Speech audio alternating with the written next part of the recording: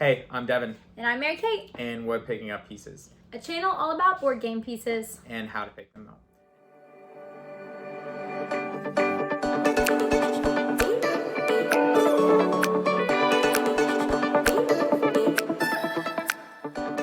And today is Mechanic Talk, a series all about board game mechanics, what they are, and what we think is fun about them. And so today we're going to talk in particular about tile placement games and polyomino games. So we're going to talk about what makes a game a tile placement game or what makes a game a polyomino game, their similarities and their differences. Mm-hmm. There are a few points in this video where we disagree a little bit, but I think we're going to push all of that to the end and address it then. Yeah, so for this video, we're going to be talking mainly about how I define tile placement games and how I define polyomino games, and that's going to be the working definitions as we define them. And then, like Mary Kate said, later on, we're just going to talk about it and hammer it out. So first, let's talk about tile placement games. All right, so tile placement games. When you think about tile placement games, you think about games like Land versus Sea, some other staples like Carcassonne, Cascadia, Calico, games like that. So what makes these games tile placement games? So tile placement games is whenever you put down a uniform shape and you try to build out an area. So for this game, it's more hexagonal. Say that word for me. Hexagonal? That's the word. So whenever you're using that to build out a play area, whether that be in a restricted area like Calico or not, kind of like how Carcassonne or Land versus Sea is. And whenever you're building out this area, you're trying to achieve points or a stated goal within the game. And so for Land versus Sea, you're trying to build out a land mass that is completely surrounded by a body of water if you're the land player. Or if you're the sea player, then you're trying to build out bodies of water that are completely surrounded by landmass. And that's how you're going to achieve points and ultimately win the game. So with tile placement games, you generally have pieces that are uniform in shape and you build them out like this. Sometimes you have some extra little rules about what's on the tiles, but putting the tiles down is what gets you the point. They're really fun. They're generally pretty easy to bring to the table as well. Yeah. And so I think what we like as humans, I think we've been made with the desire to create. And I think that we're creating out a play area that builds out kind of like a puzzle, and we see a beautiful piece of art. And I think that's really satisfying for us as humans. And so I think that's what we like about tile placement games. And now, so let's put that aside and then let's talk about polyomino games. And so polyomino games is more of the same, really like tile placement games. But yeah. Go for it. I was going to say games that are polyomino would be like New York Zoo, also games like My City, Isle of Cats, and then you see other games that have polyomino components in them, like Ark Nova has kind of a polyomino component. Traditionally, polyomino games have kind of a square base to all their shapes where they're built out of different squares put together. But generally, board gamers see the experience of filling in an area with these shapes as pretty the same, whether they're made out of squares or like hexagons, like in Ark Nova. Yeah, and so this game, polyomino games, really give you kind of more of a constricted feeling and a kind of like breaks a sweat trying to figure out how in the world am I going to fill out this whole area with all these different shapes in order to match it up, and they don't match. And so it's a really satisfying feeling whenever you get to do it, and also really like crunchy feeling whenever you're in the middle of doing it. And so that's pretty satisfying and also a little bit of a brain burner. But not saying that tile placement games can't do that, because some tile placement games, like again Calico, is more restrictive, and with you trying to put out all these tiles, you also try and match up shapes and colors, and that gives you a similar feeling to a polyomino game. But the two are different because they don't have different shapes in Calico.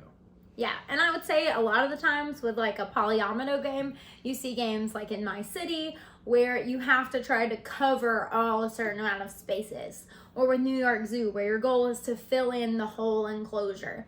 And so generally you don't have goals where this is the goal with tile placement. Generally you get points a different way other than just filling in an area. Yeah. And so the debate comes in is questioning, is a polyomino game really a game mechanic onto itself, or is it just an implementation of a tile placement game? The question of if polyomino is a true mechanic or not didn't come up until actually after we were researching for this video, when we were looking at mechanics on BGG. Yeah, whenever you go look and you can browse BGG by sections, you can actually choose mechanics. And once you choose that, you can actually see that polyominoes are missing from a game mechanic.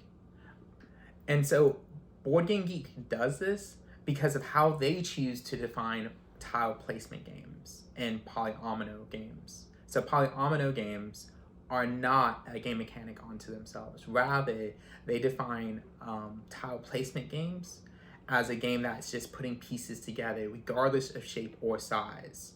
And so polyomino games would be under the umbrella of a tile placement game. Instead, they would say that a polyomino is a piece like this, a piece made of different squares put together. And so they would say more it's a subcategory of a tile placement game. Yeah, and it's just a component to a tile placement game. Whereas a tile placement game, according to BGG, is just any game where you're putting pieces down and connecting them together in order to get points, which technically you're doing in both polyomino iterations and more traditional tile placement games. And I personally do not agree with Board Game Geek, and I think the greater board game community doesn't agree either. Whenever we talk about polyomino games and tile placement games, we talk about them differently. Are they related? Yeah, they're related. I think polyomino games is almost kind of like the child of a tile placement game. But they both produce different feelings whenever you're playing them. And so even though I do think there are times when you have different novel games that do break these rules, I think the general rule is still the same between the two. That polyomino games are games that just use polyomino pieces and put them together. Even though that is generally the rule, I do think there are some games that break that rule, such as Team 3, which is a game where you have a person who can't see, and there's another person who can't hear, and then there's another person who can't speak, while they are having an objective card that's telling them to build out a object with polyomino pieces. But they're not polyomino pieces, they're blocks that are kind of different, kind of 3D Tetris shapes. No, the polyomino pieces, even though polyomino pieces are 2D. No, they're not.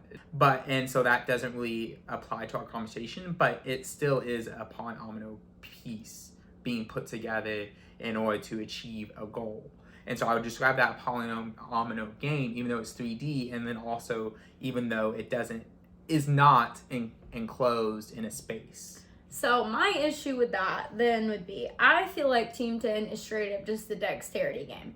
If you would say that a polyomino game is where there are different shaped pieces put together, and a tile placement game is where they're the same shaped pieces put together, and that's your only definition in order to fit games like Team 3, then that would make Jenga a tile placement game, which does not make any sense at all whatsoever. Both Team 3 and Jenga are solely dexterity games or tower building games or pattern making games, if you want to break it down into the specifics, but they're not neither tile placement or polyomino because they do not have tiles.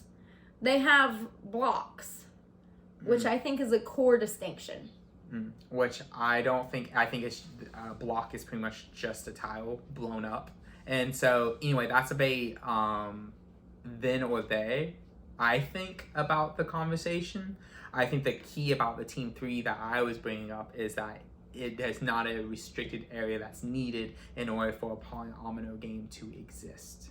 And I think then, I mean, kind of like what I said a second ago, I think that's where it breaks down for me, where I feel like maybe Polyomino isn't its own thing. Where I feel like in order for this to be considered its own game mechanic, you can't just have different shaped pieces. You also have to have a different constraint as well, like having to have them within a border in order to create that confined feeling or that more constrained feeling. Whereas if the only difference between tile placement and polyomino is the shape of the pieces, I don't think that really constitutes a different mechanic. I think it's more like a subgenre of mechanic. And I don't necessarily agree, because if that was the only case, then maybe, but I think there's other factors to do with it. Again, the greater, I think, board game community, whenever we think about games and we describe games, we describe a polyomino game as a polyomino game, and we describe a tile placement game as a tile placement game, because we see there is a clear distinction, and I think that distinction goes all the way towards a board game mechanic and not just the pieces.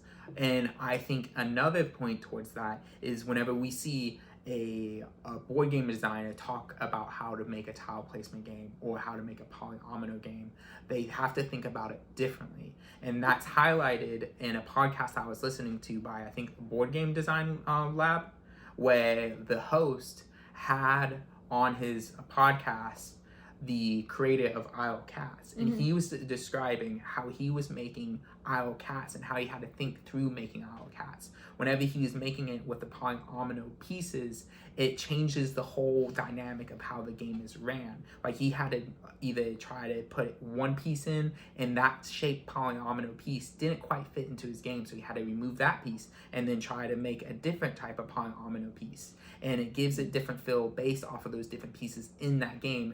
And then also, that game did have a border that we structured to also give it a different feeling. And so I think that both of those things hope towards a polyomino game. But again, the restricted border I don't think is necessarily what makes a polyomino game a polyomino game. I guess because then you also have tile placement games that have border, which have that kind of restricted feeling, like Calico. Other games that have kind of a border would be games like Overboss. But really, when you boil it down to the actual components, people consider if it has different shapes for it to be polyomino, and if it has the same shapes or congruent shapes, that is tile placement.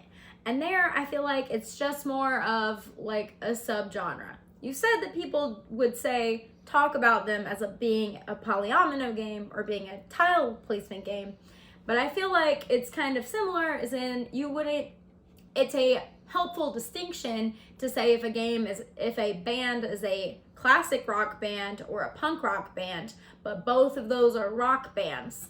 Whereas I would say that it is a nice distinction to say this is a polyomino game, but it's still under the umbrella of tile placement games.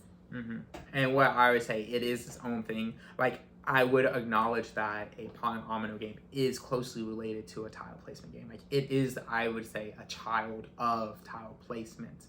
But the different feelings are different enough where I believe that the distinction then lies that a polyomino game is unique enough from a tile placement game. So I think that's where we land. Let us know in the comments below who you might agree with, or if you have your own take. And also, guys, we just want to let you know that we love every single one of you, and we would love to play board games with every single one of you. So anyway, until next time, see ya. Bye!